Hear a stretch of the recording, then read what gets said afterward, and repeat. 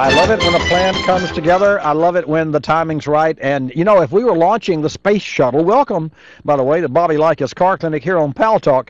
If we were launching a space shuttle, we would definitely have a countdown. And we're down to 2, and then 3, and then we ignite the engines. But when you ignite the engines, does that mean liftoff? No. It means that the threat of liftoff or the hope of liftoff. So we have officially fired our engines up. People are starting to join the room. I see that our good friend JC is in the room. Welcome. Glad to have you, Mr. Cool. How cool is that?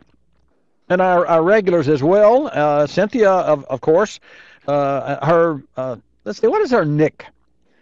I'm going to share something with all of you who are early in the room.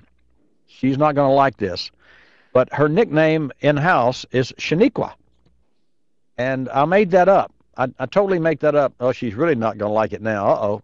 Okay, take that back. Forget it. Scratch it.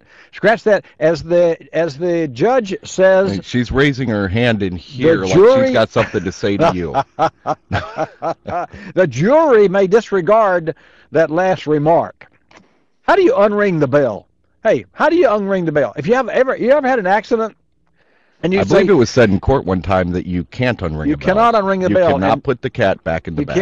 You can't. And you're listening. I hope you can hear Bill if you don't have your mic muted. Can they hear you, Mr. Bill? Not that they want to, but well, yeah, yes. Sure. I think they can. You know, it's like an accident. If you'll think about this, and I think about this too often. Let's say you're driving down a thoroughfare, and whether not an interstate, but in city, because that's where you really are dangerous. Interstates, you can see ahead of you and behind you, and you hope that you're a lot safer, which you are. There's no question about that.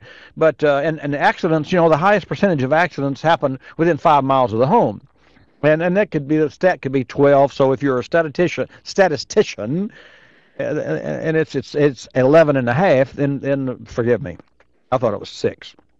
The bottom line, if you've ever had an accident and you think back now, if I had taken a left back there to go to my end destination, I could have just as easily gone left and down 2 blocks and then to my destination, or right and down 2 blocks and to my destination. So what does fate have anything to do with accidents?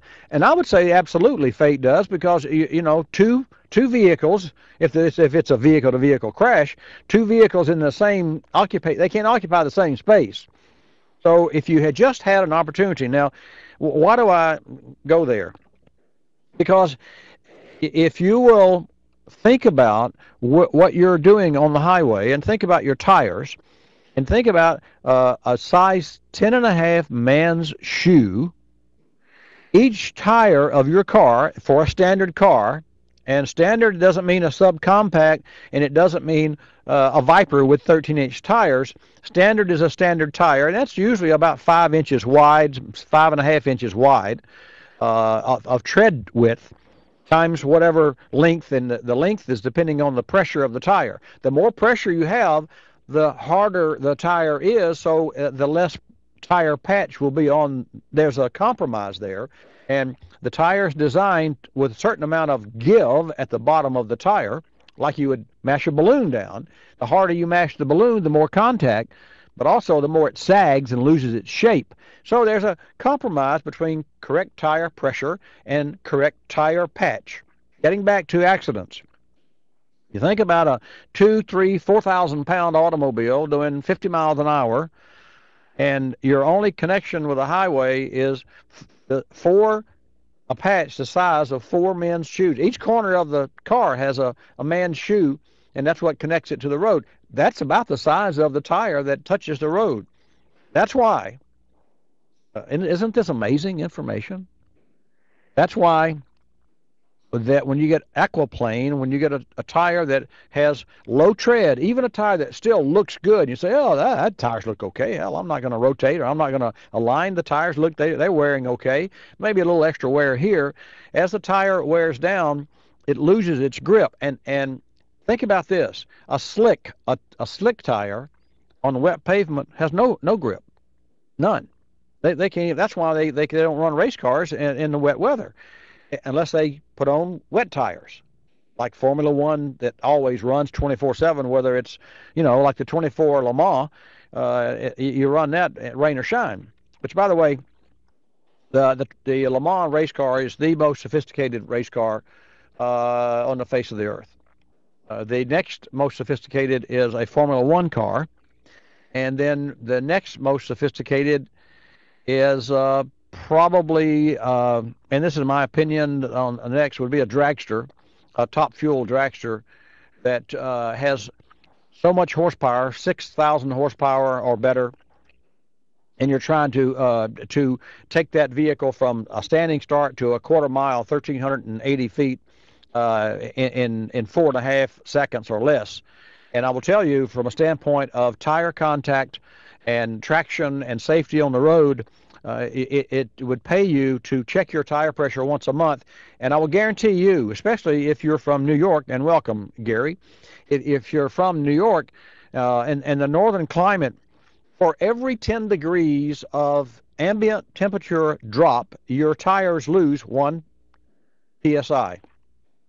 So if the last time you checked your tires, maybe it was back in July, heaven forbid, or back in November, and say it was a beautiful day, and you filled them up to 30 all the way around, and the day was, let's say, 60, 70 degrees, and now it's 20 degrees, that's 5 psi. So you went from 30 to 25, and the threshold for TPS systems, that's tire pressure monitoring systems, the threshold is, and there are different thresholds, by the way. Also, there are different systems, by the way, and some of them really are not very, very well designed.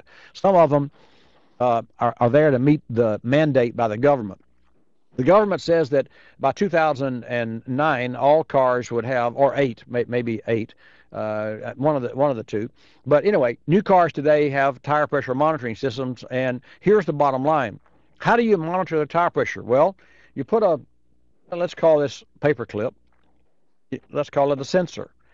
So you put that sensor inside the wheel. You attach it to the valve stem, and it has it's a little transponder, and it sends a signal wirelessly, Bluetooth, to the computer. And so the computer reads the pressure from that sensor. That is real tire pressure monitoring system. Another system uses the car's ABS system. And an ABS system is nothing more than a speedometer that's attached to each wheel with a sensor. And that speedometer measures the speed of the wheel.